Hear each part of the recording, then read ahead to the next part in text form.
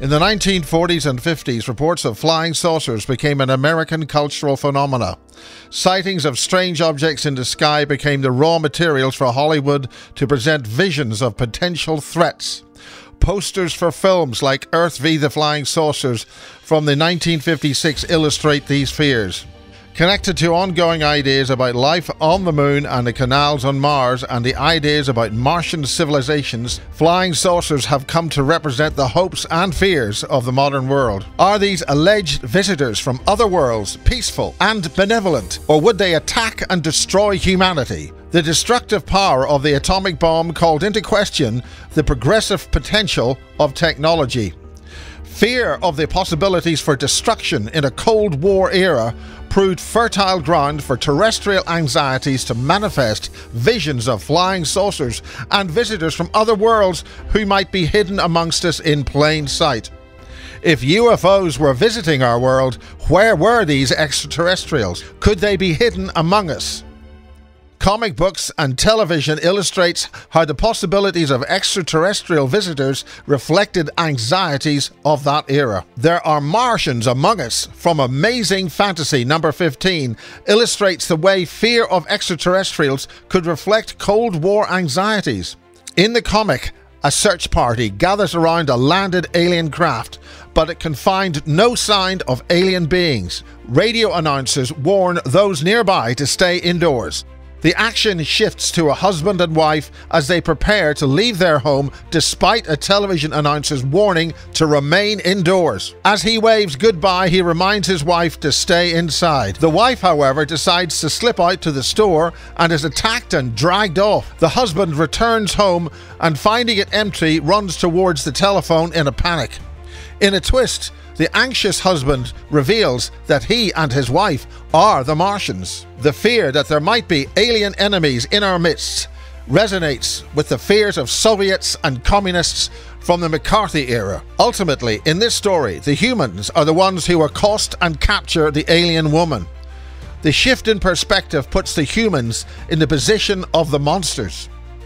Aside from the depictions of UFOs in the media, UFOs are also part of American folklore culture. Ideas of aliens and flying saucers are part of the mythology of America. An interview with Howard Miller about hunting and hound dogs, collected as part of the Tending the Commons Folklife and Landscape in Southwest Virginia collection, documents an individual's experience with a potential UFO sighting. Miller describes a strange light he saw once while hunting with his dogs in 1966. All at once it was daylight, and I looked up to see what had happened. There was a light about that big, going up, drifting up the hill. When I looked and seen it, it just faded out. I've been in the Marines and know what airplanes look like, and it was too big for that. When asked if he knew what it was, he offered, "I don't know what it was," but went on to explain, "If there is any such thing as a UFO, that's what it was."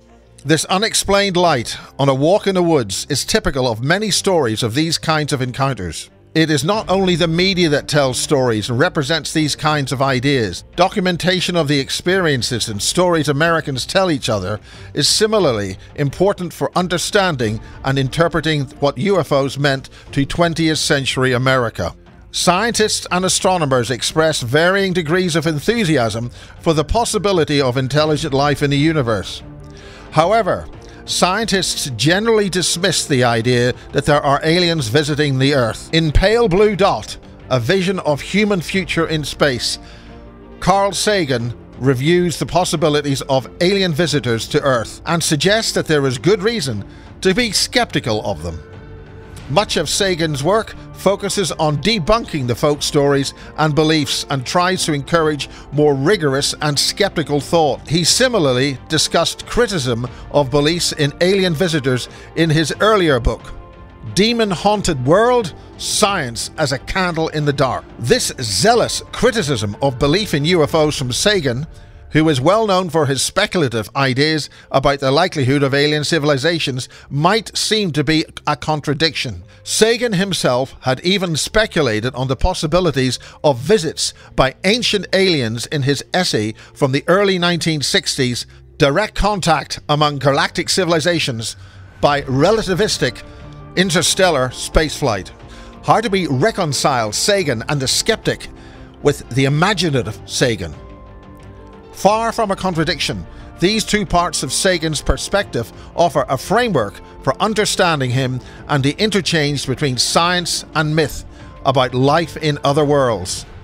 It's essential to entertain and explore new ideas, however strange, while at the same time testing and evaluating the validity of those ideas.